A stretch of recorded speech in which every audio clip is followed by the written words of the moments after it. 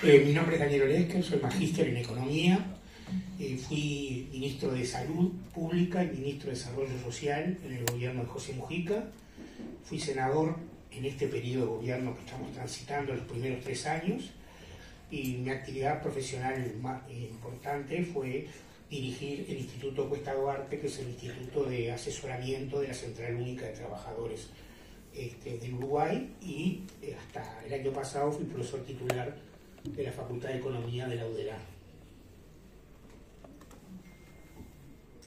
Hola, ¿qué tal? Buenas tardes para todas y todos. Graciela Fernández es mi nombre, presido Cooperativa de las Américas.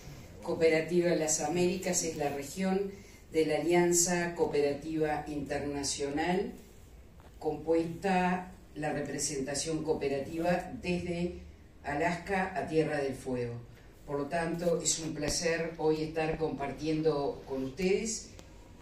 He estado atada al movimiento cooperativo nacional, desempeñándome en el Centro Cooperativista Uruguayo durante muchos años, luego en la presidencia de la Confederación Uruguaya de Entidades Cooperativas, y después he pasado a formar los cuadros de la Alianza Cooperativa Internacional. Un placer de compartir. Muy buenas tardes, Marcelo Audala, obrero metalúrgico, presidente del PICNT, Central Única de las Trabajadoras y los Trabajadores Uruguayos. Buenas tardes, gracias a todas y a todos. Mi nombre es Lucía Fernández, soy directora del programa Organización y Representación de una red internacional poco conocida acá en el país que se llama WIGO, por su sigla en inglés, Mujeres en Empleo Informal, Globalización y Organización. Soy arquitecta de formación, pero no me dedico a la arquitectura, sino que me he dedicado los últimos 20 años a una tarea imposible de organizarlo desorganizado, como es la economía informal, y en particular me dediqué estos últimos años a la conformación de una alianza internacional de recicladores de residuos, y bueno, yo estoy contenta de acompañar este panel, y gracias a Pierre por moderarlo. Muy bien, buenas tardes a todas y a todos. Antes que nada, agradecer a la OIT la posibilidad de compartir esta mesa con mis compañeros y compañeras y con vosotros esta tarde. Soy Manuel Redaño, soy gerente de FANSI en este momento. En otro momento de mi camino fui coordinador del primer Foro Mundial de Desarrollo Económico, que se celebró en el año 2011 en Sevilla. He sido director de la Red Andaluza de Desarrollo Local, que tiene más de 300 agencias trabajando en red. He desarrollado políticas de empleo tanto a nivel nacional, andaluz como local, y por lo tanto mi mundo laboral siempre ha estado muy ligado al desarrollo económico y al empleo. Muchas gracias.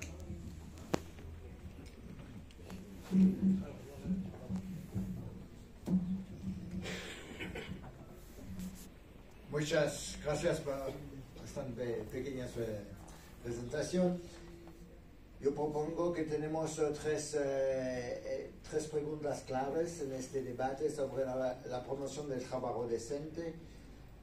En la Organización Internacional del Trabajo tenemos una definición del trabajo decente, o trabajo digno, como lo quiera.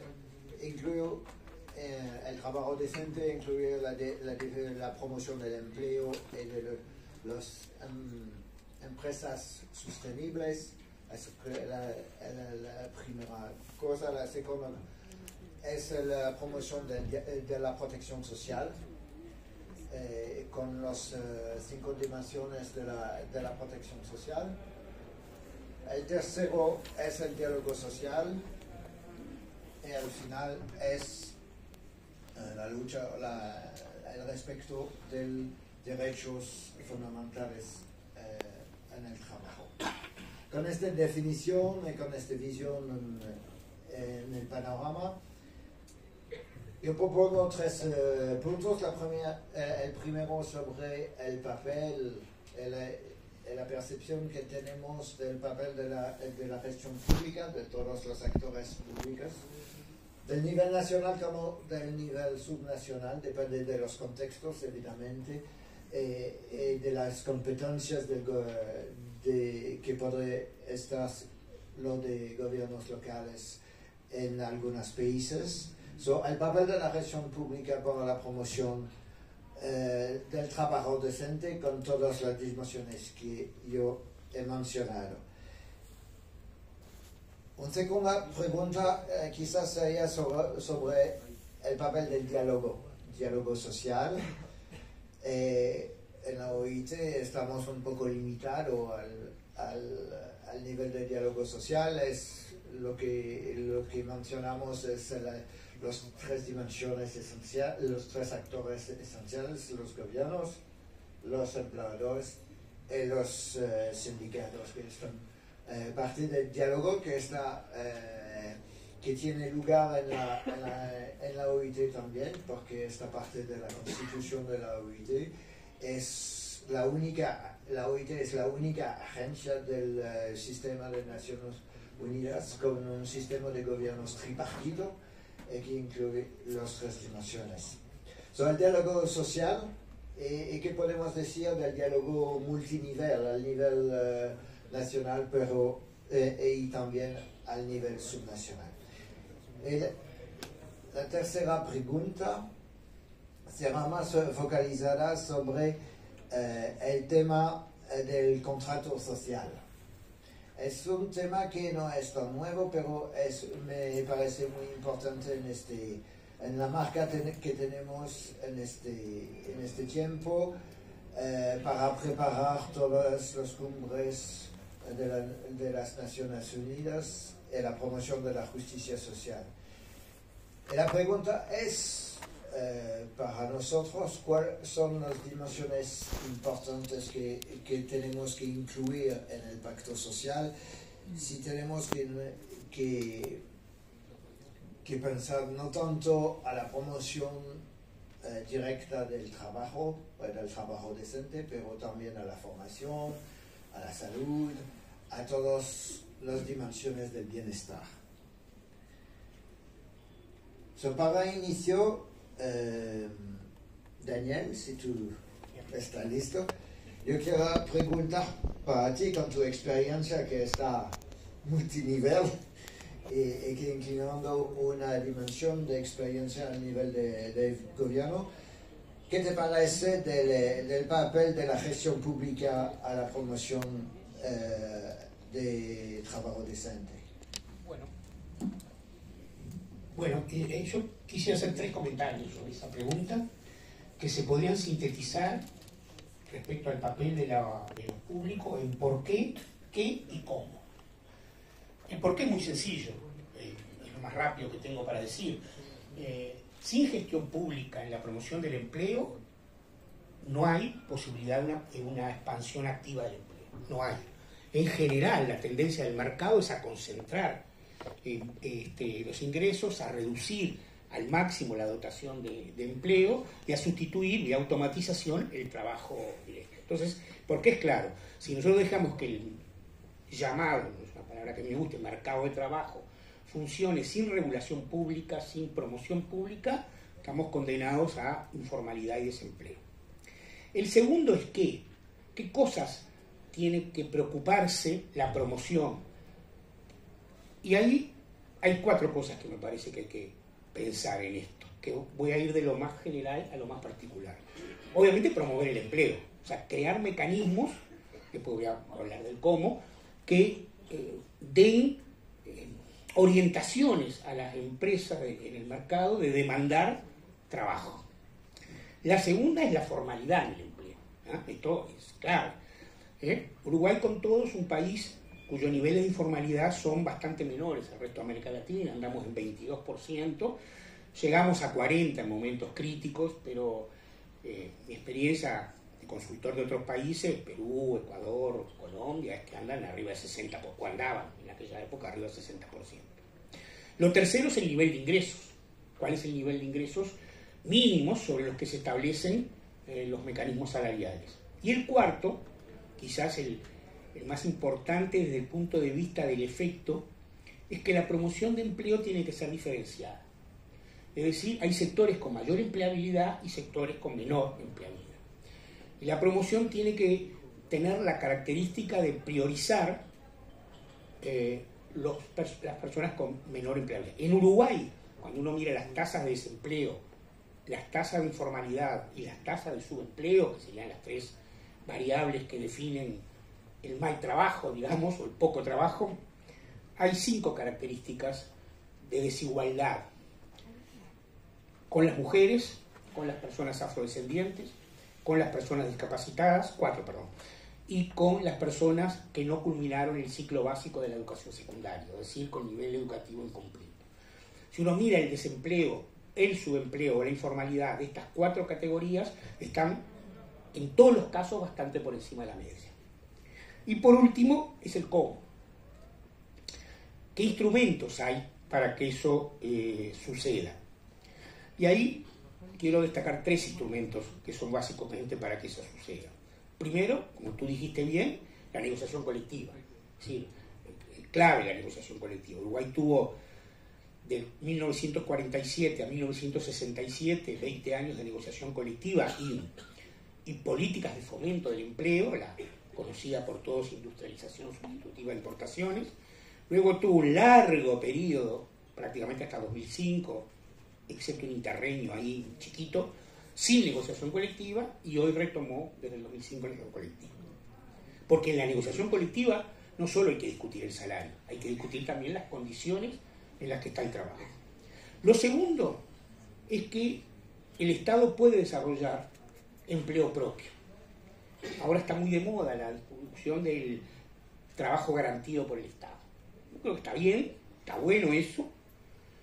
Llega a sectores que quizás el trabajo general no llega, pero desde el punto de vista de la problemática general de empleo no mueve la aguja, ¿no? La aguja la mueve el siguiente instrumento que voy a plantear, que son subsidios al empleo privado. Subsidios que deben ser potentes, que deben ser controlables y que deben ser diferenciados según la diferenciación que planteé en el punto anterior. Y la tercera cuestión es el laudo salarial, que define claramente. Yo le contaba a Marcelo antes de empezar que en este periodo de estos 5 años aumentó mucho la desigualdad salarial, ¿no? Básicamente por problemas de organización sindical, pero también por otros temas. Hay que actuar sobre eso. Y termino haciendo un único comentario. Los problemas del mercado de trabajo son un barrote que forma parte de la matriz de protección social. Pero sin el barrote de la vivienda y sin el barrote del nivel educativo y el travesaño que va a sostener esos 3 barrotes del sistema de cuidados, la resolución de los problemas del mercado de trabajo queda renca. Por lo tanto, como tú dijiste bien al final, el diálogo social, seguramente lo diré en la segunda pregunta, incluye cambios en la matriz de protección social no laboral.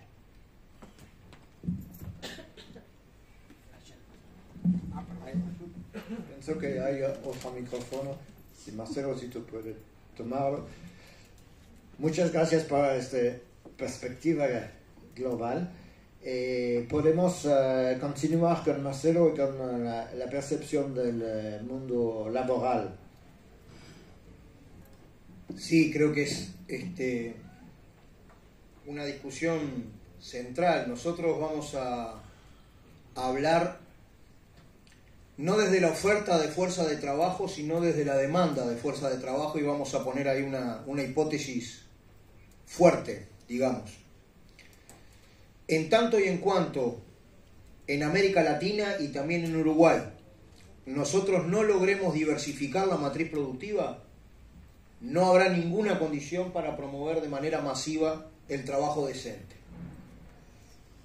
Esto tiene que ver con una idea, digamos, de que la propia base productiva de nuestras sociedades, al tener una especialización y una inserción internacional basada en la exportación de productos intensos en recursos naturales o materias primas, no logra capturar para nuestras sociedades el valor necesario que permita sostener la masificación del trabajo de calidad.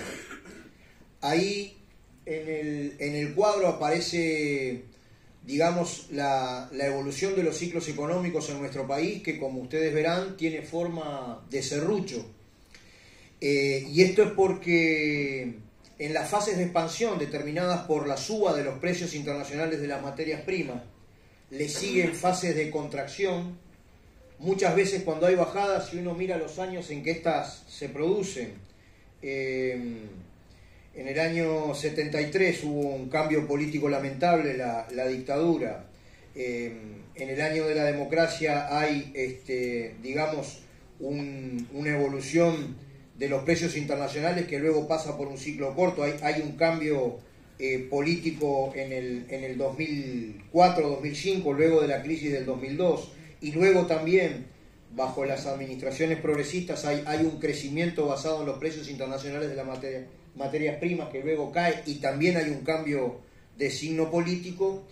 Muchas veces la elevación de los precios internacionales de las materias primas implica una jaula que tiene que ver con el atraso cambiario, porque las exportaciones de materias primas traen muchos dólares a nuestras sociedades. Eso promueve cierto aumento artificial, burbuja de la capacidad de compra de productos importados, pero a su vez acumula problemas de competitividad en el aparato productivo, se acrecenta la desindustrialización y tenemos nuevamente, digamos, una crisis. Por eso la evolución del Producto Bruto Interno tiene esa forma de serrucho, digamos, que no es buena para promover el trabajo decente.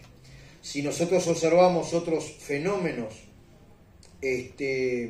hay un declive sectorial, digamos, de la participación de los sectores intensos en conocimiento, en alta tecnología.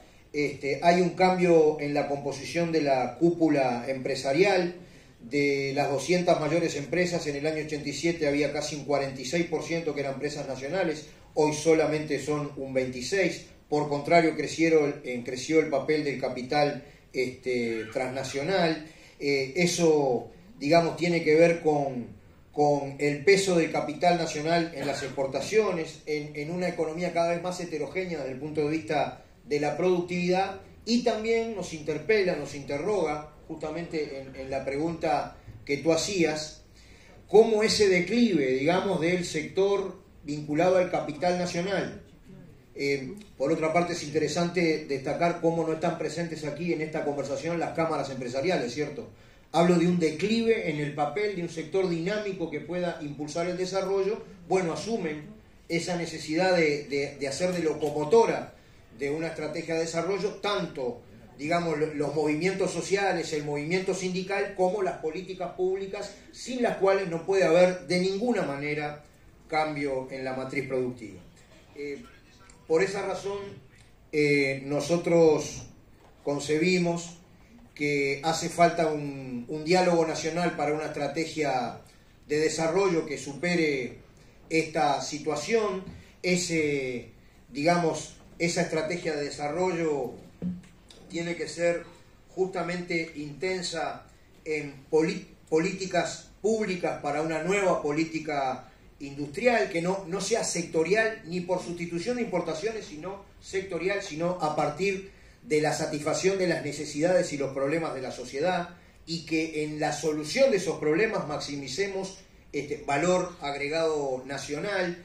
Esto tiene que ver, digamos, con una macroeconomía que no esté dedicada solamente al equilibrio, sino a la transformación. Tiene que ver con mejorar la capacidad de planificación y uso racional del excedente económico por parte del Estado. Tiene que ver con lo que tú señalabas como espacios multinivel de negociación. No existe, y mucho menos para una demografía, unas escalas económicas y productivas como las de Uruguay, ninguna posibilidad de diversificar la matriz productiva, sino es a través de la complementación productiva intraindustrial en América Latina y el Mercosur, y que naturalmente tiene que tener formas diferentes, digamos, de acceso a la ciencia, a la tecnología, etc. Por esa razón, obviamente que nosotros enfocamos esa estrategia de cambiar la base productiva con los elementos sociales del trabajo de calidad, los derechos laborales, la negociación colectiva, la seguridad social, en una concepción que permita superar lo que sucede, y es que las ganancias de la actual revolución tecnológica van para algunas muy pocas manos en el mundo. Oxfam, ONG británica, dice que el 1% más rico del planeta captura más de la mitad de la riqueza generada, tiene más riqueza que el 50% de la población humana. Bueno, con esas políticas, y ahí se necesita una enorme intensidad de políticas públicas a esos efectos, bueno, es absolutamente trascendente el rol de la política industrial, de las políticas públicas y los mecanismos de diálogo que la hagan posible. Yo termino estableciendo que una mirada integral en este sentido requeriría políticas públicas, diálogo social y negociación a nivel supranacional. Aquí hablamos de revitalizar el Mercosur sobre otras bases, políticas públicas, diálogo nacional a los efectos a nivel del Estado-Nación, y finalmente tienen que desembarcar esos criterios generales en el desarrollo local. Por eso vemos bien importante también ese aspecto. Básicamente, sin políticas que diversifiquen la matriz productiva, no lo vamos a resolver mejorando la llamada empleabilidad, que es un concepto que a nosotros no nos gusta mucho porque tiende a culpabilizar en el trabajador que no haya trabajo, cuando enormemente tenemos un problema más en la demanda de fuerza de trabajo, que es la que determina cómo se organiza hasta la educación, podría decirse. Bueno, nos parece que es central la política pública a esos efectos. Muchas gracias. Tenemos un paisaje muy importante para reflexionar en todas las dimensiones. Me parece muy útil en este sentido que el diálogo que tenemos aquí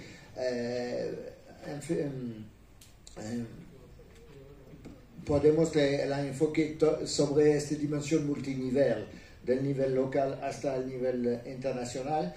Es un placer para mí de esta parte de esta discusión sobre el tema del trabajo en un contexto que no es el tema el contexto natural de la discusión sobre el tema del trabajo, que es el nivel local, el desarrollo económico local. Es una inclusión de un otro nivel que lo que conozco en la OIT. Con estas dos percepciones, Graciela,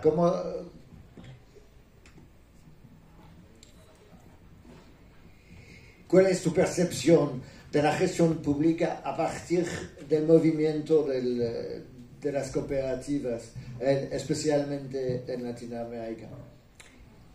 Después de Olesker y de Abdala es difícil, pero voy a cumplir con mi principio de equidad de género. Por lo tanto, voy a tratar de enfocar. Vamos a dar una vuelta de timón al tema.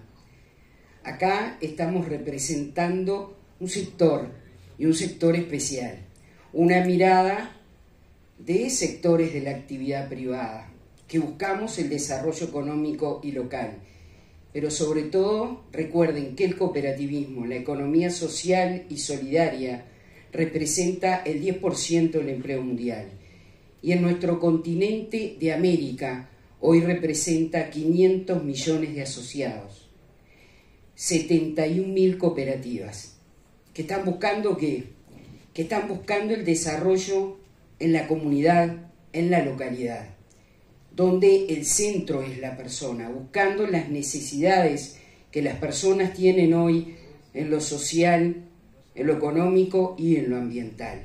En eso es que estamos tratando de defender un concepto clave para el movimiento cooperativo internacional y nacional, la defensa del trabajo digno y decente. Debemos recordar que en el centenario de la OIT hubo una actividad especial de la Alianza Cooperativa Internacional y todas sus regiones, Asia, África, Europa y América, marcando claramente su compromiso en un acto específico del centenario de la defensa del trabajo digno y decente, el compromiso del sistema ecoempresarial cooperativo, del sistema empresarial cooperativo con su identidad específica de cooperar, defendiendo lo que es el trabajo digno y decente.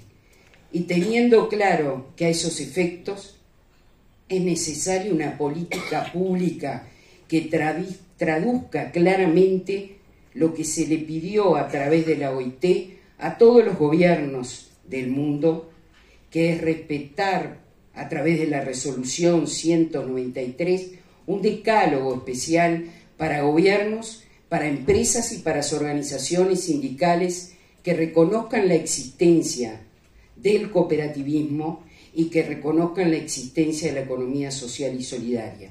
Y para ello son necesarias políticas públicas.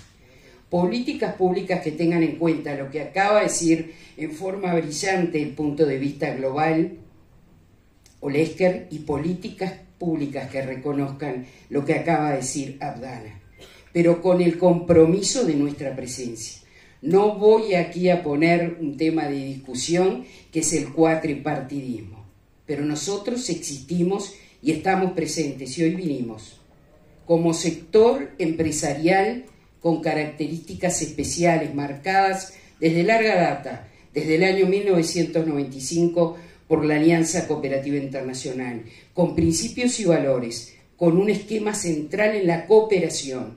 No saldremos del continente americano, el continente más desigual del planeta, sin cooperación. No saldremos de la informalidad de las mujeres y jóvenes en nuestro continente sin tener en cuenta políticas públicas que reconozcan que estamos en el continente americano en todas las actividades económicas.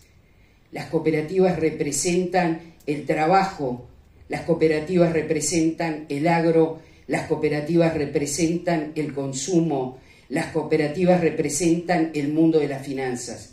Y las cooperativas en nuestro país representan innovación social a través de la creación en su momento oportuno de las cooperativas sociales, y buscaremos la transformación en el mundo del trabajo a través de las cooperativas del trabajo. Muchas gracias. Es la fuerza del diálogo al nivel local, de poder incluir más informalmente las cooperativas, que una inclusión que es un poco más difícil a nivel internacional.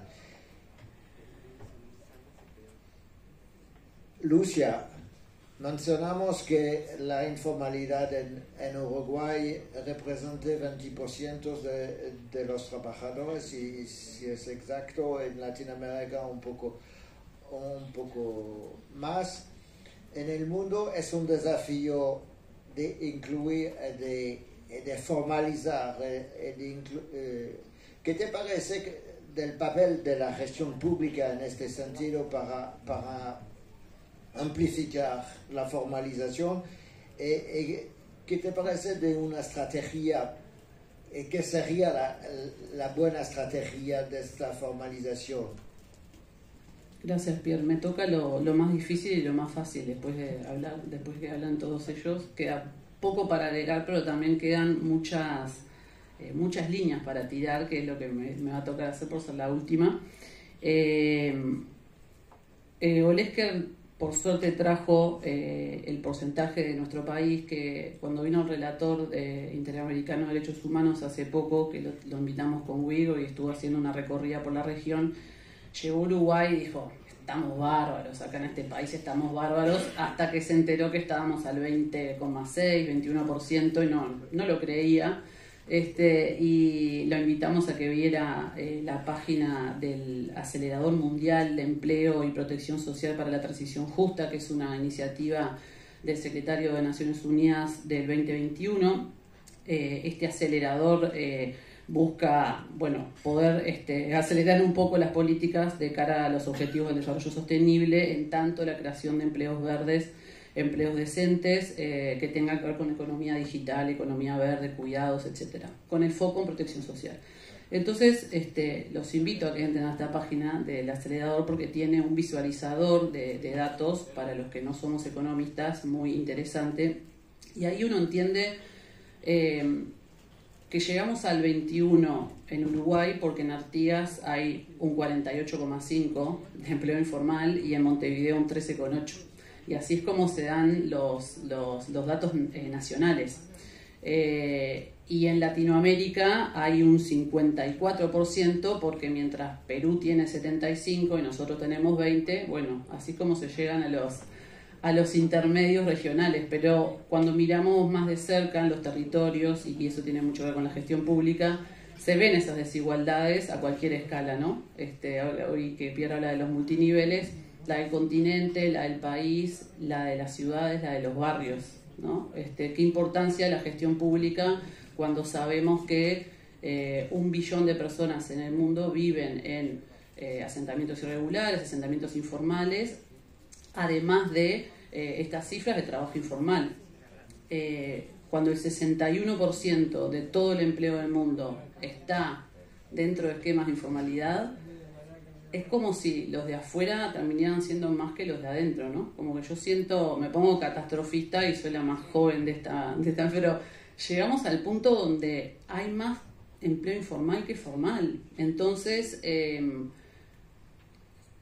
cuando estaba presentando el compañero del PIT-CNT pensaba, claro, en el mientras tanto de eso, mientras estamos todos peleando porque haya unas políticas de desarrollo y de crecimiento, en ese mientras tanto tenemos 2 billones de trabajadores en empleo informal y la mayoría mujeres en condiciones de vulnerabilidad. Entonces a mí me toca la parte esta como difícil, que una amiga argentina habla de la pragmática popular, ¿no? Verónica Gago, que es cómo trabajar con esa pragmática popular, o sea, cómo la gestión pública puede trabajar con lo que hay hoy, que son cuidacoches, que son motocarros, que son vendedores ambulantes, que son los lustrabotas de México, y que siempre queremos que sean otra cosa cuando podamos tener un desarrollo de política nacional decente, formal y fantástico, pero mientras tanto son lustrabotas en Ciudad de México. Entonces, ese es el papel de Uigo, difícil, de tener que convencer a los gobiernos locales de darle presencia, de darle espacios. Acá en Uruguay es un caso muy, muy especial donde el PIT-CNT abre las puertas al sector informal y muchos de los recicladores se enorgullecen. Es el único país con una central sindical que permite que haya trabajadores de la economía informal sindicalizados. En otros países no los dejan, le dicen no, vayan con las cooperativas, como si las cooperativas fueran de segunda. En realidad, las cooperativas es lo que le permite tener una unidad productiva acorde para poder ser contratado. Y acá quiero cerrar esta pregunta con el tema de la gestión pública que tiene que ver con las contrataciones. Una manera de pensar en el trabajo decente tiene que ver con esto que pasa en algunos casos más fácil y otros más difíciles, que es intentar desenojeizar, sacar a las ONGs como concepto de contratación y poder pensar cómo se vincula lo público, en tanto lo común, con un sujeto de derecho que es un trabajador. Y entonces el mecanismo de creación de empleo es distinto, porque el sujeto de derecho es un sujeto político y no es una persona carente. Entonces el empleo se genera y se dignifica de una manera totalmente distinta. Y hoy me gustó mucho ver el ejemplo acá de los motocarros, porque no es lo mismo darle la gestión de los residuos a una empresa privada que solamente busca aumentar su capital, que usar la descentralización territorial de los gobiernos locales y darle la gestión de la misma basura, que es mi tema, perdón que me desvíe, a 170 personas. Entonces son 170 en lugar de una empresa, o son 200.000 en lugar de una multinacional. Entonces yo creo que por ahí va mientras tanto, ese espacio de pragmática popular, de poder manejar las cifras que tenemos, que nadie está contento con ellas, pero a mí me mata que sean 2 billones, que 61% está en la economía informal. Creo que es momento de ser como creativos y encontrar en la descentralización, en los territorios, en los municipios, maneras de contratar unidades productivas, asociativas, cooperativas, que puedan desafiar el capital, que es en definitiva quien es responsable de este 61%. No son los gobiernos, ningún gobierno quiere tener números de empleo informal, son otros los que nos llevan a esta como cruda realidad. Muchas gracias por hacer el enfoque sobre las posibilidades de crear otras formas de empleo más involucrada en la comunidad. con esta dimensión, Manuel, que tiene una experiencia de gobierno subnacional, ¿qué es tu percepción del papel de la gestión pública en la promoción del empleo decente? Tú tienes una experiencia que viene de tu país, de Andalucía, pero tú has involucrado en este tipo de diálogo con muchos gobiernos locales en muchas diferentes, varias partes del mundo. ¿Cuál es tu percepción? Bien, muchas gracias, Pierre. Bueno, me has dado pie para presentar un poco a Andalucía, ¿no? Vengo de una región que está al sur de Europa, somos frontera con África, los del sur siempre lo llevamos un poco peor que los del norte, no sé por qué. Somos una de las regiones más pobres de Europa. Tenemos la tasa de paro casi la más alta de Europa también. Tenemos una serie de condiciones que, bueno, que hay que poner en un territorio concreto. Un territorio muy grande, tenemos un tamaño territorial como Portugal, 8 millones y medio, casi 9 millones de habitantes, una población importante, pero tenemos problemas estructurales. Por daros algunos datos, el paro en Andalucía en este momento es del 17,6%. Tenemos de paro, personas que no tienen empleo aunque quieren trabajar, personas que no tienen la posibilidad de trabajar, 17,6%. España tiene el 11% y Europa tiene el 6%. Es decir, no se puede crear un sistema igualitario con estos datos, ¿no? tan extremos como puede ser la Unión Europea, de media, el 6%, como decía antes una compañera, es la media.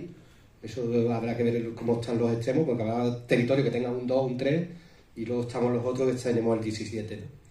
Pero si además lo hacemos por hombre y mujer, que también puede ser interesante esa mirada, los hombres en Andalucía tienen el 19% de paro, en España el 10%, y en la Unión Europea el 5,8%. Pero las mujeres, pero las mujeres tienen casi el doble de paro en Andalucía que los hombres. Hay que tener en cuenta que eso es un efecto también discriminatorio y perverso en la sociedad. Si el que haya, un grupo que representa más de la mitad de la población con unos índices de empleo que duplican en negativo a los hombres, es para llamarnos la atención.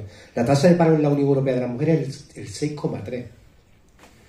Eso lleva a una desvirtuación del sistema productivo y de las políticas de empleo.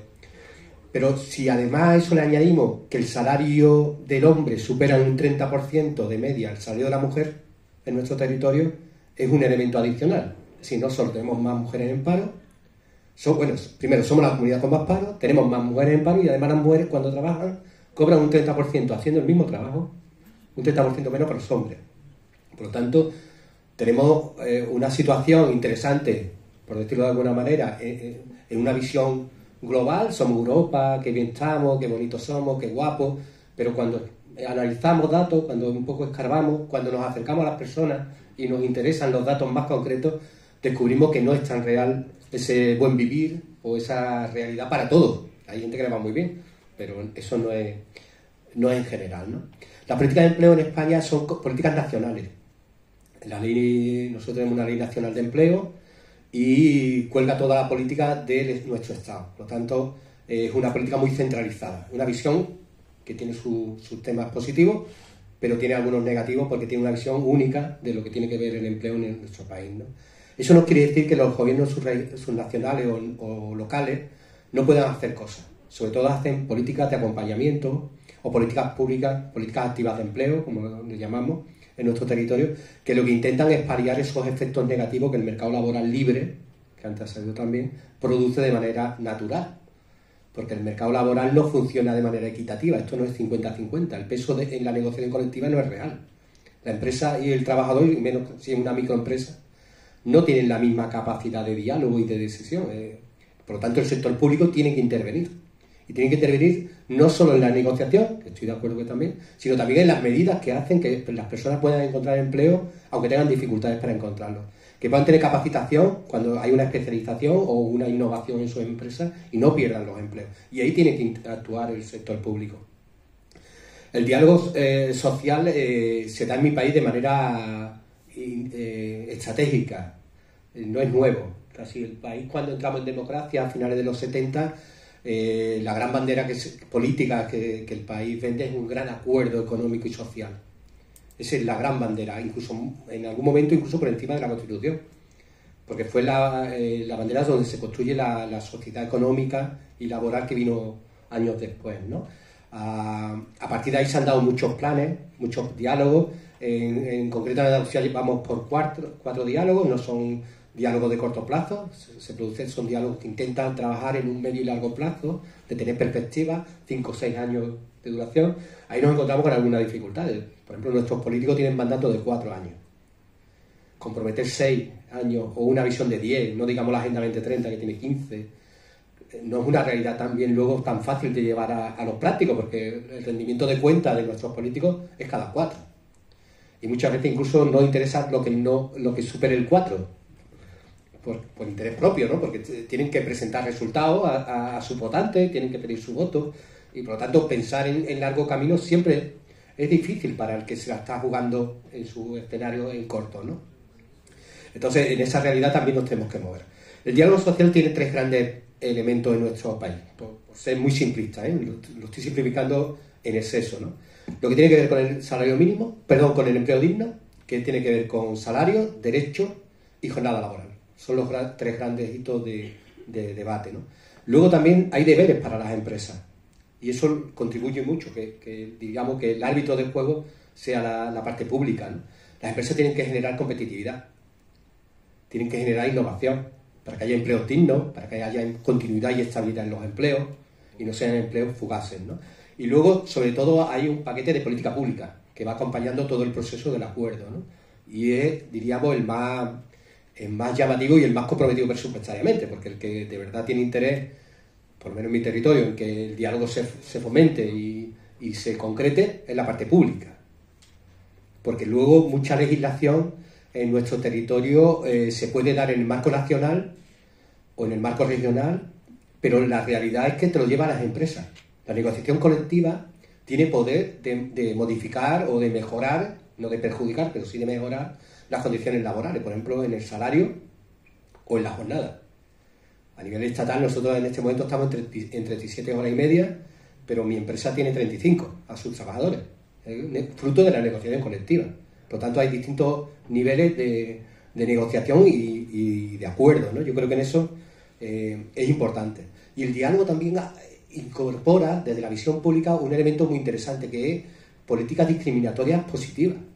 Sí, no podemos tratar a todo el mundo igual, porque no todo el mundo tiene las mismas posibilidades. Queremos crecer, por ejemplo, en población, por lo tanto queremos tener niños, pero a la vez queremos que las dos partes de la pareja trabajen, porque queremos que haya ese modelo, y ese modelo a veces es incompatible a menos que haya un sector público que preste servicio, guardería, cuidado. Hay una serie de elementos que el público tiene que incorporar para el desarrollo de estas políticas, y lo estoy diciendo muy suave, pero la realidad de nuestro país es que la mujer es la que cuida a los hijos, por lo tanto no tiene acceso al mercado laboral, porque tiene que decidir entre familia, hijos, trabajo, y cuando trabaja además tiene que aceptar trabajos de poca capacidad económica, y por lo tanto su salario muchas veces se merma por su debilidad en la negociación, porque no puede aceptar cualquier empleo, porque tiene rigideces personales o familiares que le impiden acceder a un mercado igualitario, ¿no?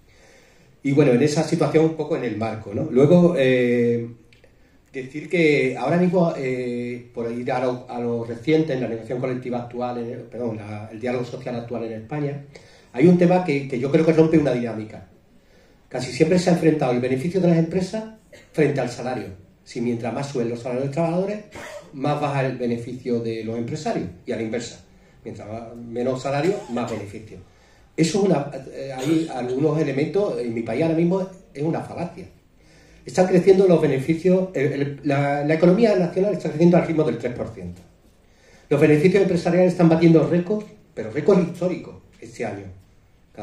Sobre todo las empresas de bolsa que presentan resultados públicos y les interesa mucho darle mucho bombo a los resultados, como sabéis, pues están presentando resultados que nunca han tenido. Pero no solo los bancos, que suelen ser las energéticas, que suelen ser los demás, empresas en general, ¿no?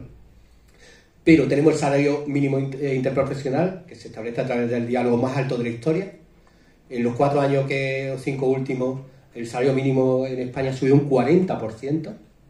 La estabilidad laboral la tenemos en cifras que no se conocían. Hemos pasado del 25% casi al 70% de estabilidad. contratos estables para los trabajadores. Es un reto también actual. El paro está decreciendo, estamos en los niveles de paro más bajos comparándose ya con 2008, es precrisis económica, cuando el boom del ladrillo en España, y estábamos en tasas muy similares de paro. Hay más trabajadores activos que nunca. Ahí añadimos también un elemento que no me voy a parar, pero puede ser interesante, porque hay derivas diferentes que tienen que ver con las migraciones y los trabajadores, y qué tipo de trabajo van a hacer esos trabajadores y qué derechos tienen esos trabajadores, que también sería otro debate. Pero yo creo que hay compatibilidad. Si podemos trabajar desde la mirada de las empresas, podemos trabajar desde la mirada de los trabajadores, pero siempre desde lo que no puede faltar nunca desde mi punto de vista es la mirada pública. Ahí lo dejo. Muchas gracias y muchas gracias por la introducción al segundo tema, que es evidentemente el tema del diálogo social, las dimensiones, los temas que deberían estar parte del diálogo social. Mi propuesta sería de continuar con Lucia y hablar un poco de la dificultad de construir un diálogo social a partir de la informalidad, qué tipo de análisis o de percepción tiene Diego sobre las dificultades de construir, de estar parte de un diálogo social al nivel local como al nivel nacional o internacional, y continuamos como eso sobre el segundo tema, que evidentemente del diálogo social. Gracias, Pierre. Bueno, y me tocó primera al final, vamos. Sí, está bien. Una cosa importante para nosotros en los últimos 10 años ha sido la recomendación 204 de la OIT, que habilita el proceso hacia la formalidad entendido como un proceso habilitante y no más excluyente, que es lo que a veces genera como una tendencia, ¿no? Bueno, para formalizarte al final termino excluyéndote más de lo que ya estabas. Entonces, este diálogo social nosotros lo estamos habilitando mucho y trabajando mucho en contextos más complejos que el nuestro, por supuesto, con la CUT en Brasil, en México, en Lima, en Perú, en Chile también, generando mesas de diálogos donde los trabajadores de la economía informal, tanto en cooperativas como en sindicatos, en los modelos asociativos que les habilitan las políticas de empleo en sus países, tengan de distintos sectores, favoreciendo, intentando que sean las mujeres las que lideren y tengan participación más activa, puedan generar un diálogo justamente tendiendo a la integración de las actividades y a la dignificación de las mismas, porque no hay trabajo decente sin condiciones dignas. Pero siempre, y vuelvo con el tema de la pragmática popular, siempre, en nuestro caso en particular, tiene que ver con dignificar condiciones existentes, materiales, no crear empleo nuevo, sino formalizar o caminar hacia la formalización de aquello que ya existe. Porque para inventar empleos hay otros. Y tengo ciertas dudas también qué tan abarcativos y qué tan creadores de empleo realmente son, ¿no? Entonces, bueno, las mesas en torno a la resolución 204, así como la incidencia en los espacios internacionales de la OIT, donde puedan haber trabajadores mediante sus centrales sindicales nacionales o mediante huelga cuando no logran tener la suerte que tienen acá o en Brasil o en otros países con un progresismo más avanzado, puedan tener su voz, ser escuchados y que las demandas y las ideas también tengan esa cuestión como de arriba hacia abajo, bottom-up, como le dicen en inglés, para que el otro, insisto con esta cuestión de que sea un sujeto de derecho, de que la formalización se dé con el respeto y con algunos principios de no discriminación.